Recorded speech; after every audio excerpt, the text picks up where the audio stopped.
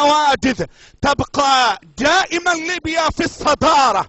ولم لا؟ وقد جعلها الله جل وعلا في صدارة القارة الإفريقية، حتى نصبوا قائدها ملكا لملوك إفريقيا التقليديين، والحمد لله رب العالمين. الرسالة الأخيرة للأخ القائد معمر القذافي، أسأل الله جل وعلا أن يرزقه البطانة الصالحة، فإن الأمة ولادة، وإن ليبيا ولادة، والحمد لله جل وعلا.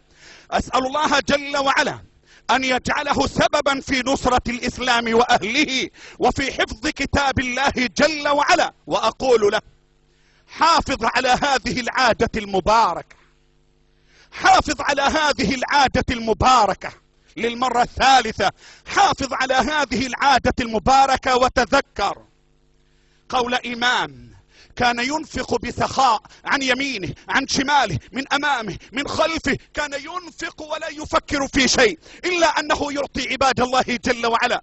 فاجتمع عليه الأهل والأقران والأحباب وقالوا له: أمسك يدك لأجل أولادك. قال: لا، إن الله عودني عادة وعودت عباده عادة، فأخشى إن قطعت عادتي عن عباده أن يقطع عادته عني.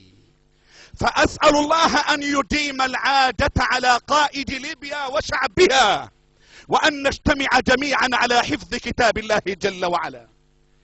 وأقول له: حتى يقال أننا ننصف القادة والكبار، يا رجل، إن ثمرة ما قمت به تجاه القرآن ماثلة وظاهرة، وهي أن أكثر من 1,000,000 من أبناء الشعب الليبي يحفظون كتاب الله جل وعلا.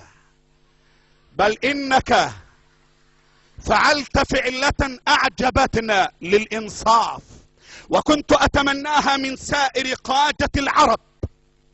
والأمر لله، حينما وقف في مجلس الأمن ومزق دستورهم وألقاه خلف ظهره وأثبت لهم أنهم ظالمون حاقدون محاربون للعرب وللمسلمين، أقول له: لقد قلت كلمة حق عند سلطان جائر، وجزاكم الله خيرا، والسلام عليكم ورحمة الله.